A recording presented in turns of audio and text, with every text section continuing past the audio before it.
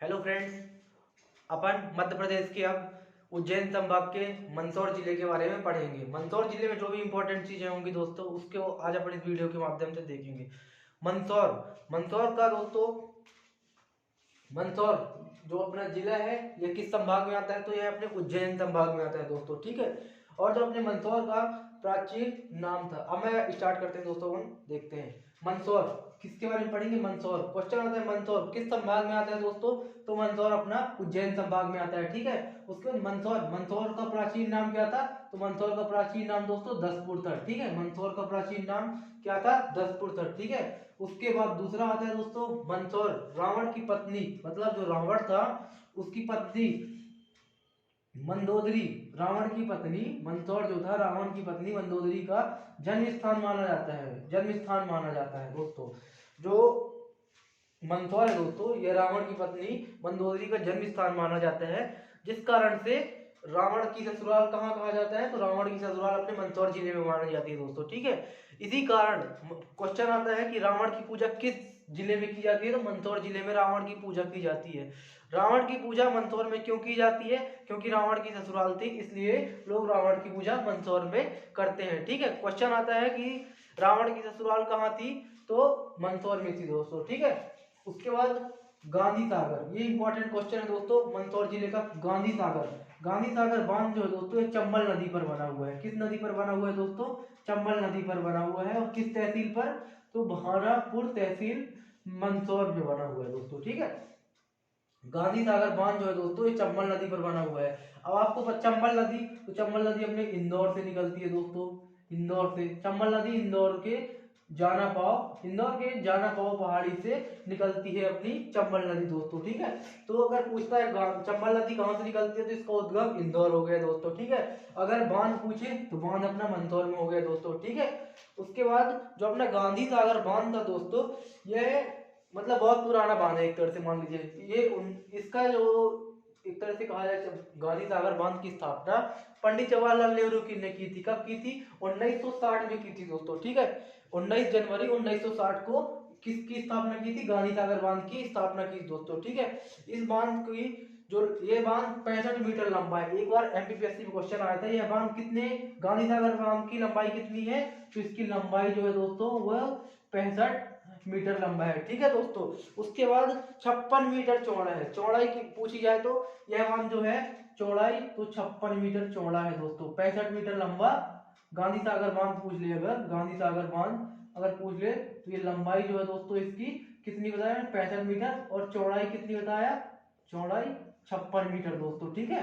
और यहाँ से बिजली का पूछे दोस्तों तो 115 मेगावाट की बिजली बनाई जाती है दोस्तों, ठीक है।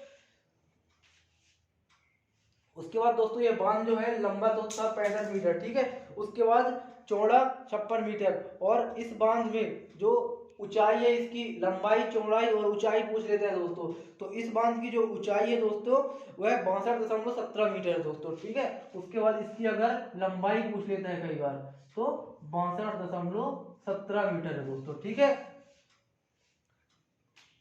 सॉरी दोस्तों, मतलब जो लंबाई, तो सॉरी मैंने बताया, लंबाई इसकी 65 मीटर है, चौड़ाई 56 मीटर। इसकी ऊंचाई है दोस्तों, ये ऊंचाई ऊंचाई है, ऊंचाई दोस्तों 62.17 मीटर ऊंचाई है, ठीक है। क्वेश्चन आता है गांधी सागर बांध की लंबाई तो 65 मीटर है, चौड़ाई 56 मीटर, लंबाई 65 मीटर, चौड़ाई 56 मीटर और ऊंचाई 62.17 मीटर, ठीक है। उसके बाद दोस्तों गांधी सागर बांध चंबल नदी पर है, भानापुर तहसील मंदसौर में, ठीक है। उसके बाद नेक्स्ट है गांधी सागर जल विद्युत परियोजना, मध्य प्रदेश की पहली जल विद्युत परियोजना है, ठीक है। अब इसी से दोस्तों देखना, मध्य प्रदेश की अपनी पहली जल विद्युत परियोजना कौन सी है? तो गांधी सागर परियोजना मध्य प्रदेश की पहली जल विद्युत परियोजना है दोस्तों, ठीक है। अब इसी पे कई बार अपन डाउट में आ जाते हैं कि जल विद्युत परियोजना और ताप विद्युत परियोजना एक ही समझ के अपन इसी को लगा देते हैं, गांधी सागर विद्युत परियोजना को, ठीक है। लेकिन जो गांधी सागर जल विद्युत परियोजना है दोस्तों, यह कौन सी जल परियोजना है? तो जल विद्युत परियोजना है, ठीक है दोस्तों। और एक होती है ताप विद्युत परियोजना, जो चांदनी चांदनी ताप विद्युत परियोजना है, ठीक है। उसका नाम मध्य प्रदेश की पहली ताप विद्युत परियोजना अगर पूछता है तो चांदनी विद्युत परियोजना, ठीक है। उसके बाद दोस्तों गांधी सागर जल विद्युत परियोजना मध्य प्रदेश की पहली जल विद्युत परियोजना है। इसे इससे 115 मेगावाट, ये क्वेश्चन आता है, गांधी सागर जल विद्युत परियोजना से कितने मेगावाट की बिजली बनाई जाती है? तो 115 मेगावाट की बिजली बनाई जाती है दोस्तों, ठीक है।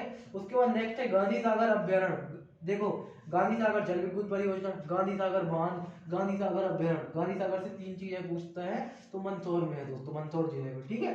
उसके बाद गांधी सागर अभ्यारण्य दोस्तों, यह अभ्यारण्य मंदसौर में है, ठीक है दोस्तों। यहाँ पर किसका संरक्षण किया जाता है, तो गांधी सागर अभ्यारण्य में नीलगाय का संरक्षण और तेंदुओं का संरक्षण किया जाता है दोस्तों। किस किस का संरक्षण किया जाता है, नीलगाय और तेंदुओं का संरक्षण किया जाता है दोस्तों, ठीक है। उसके बाद पूछते हैं सिमना नदी। सिमना नदी कहाँ है, मंदसौर के किनारे है। मंदसौर जो अपना है वो सिमना नदी के किनारे तट पर है, ठीक है।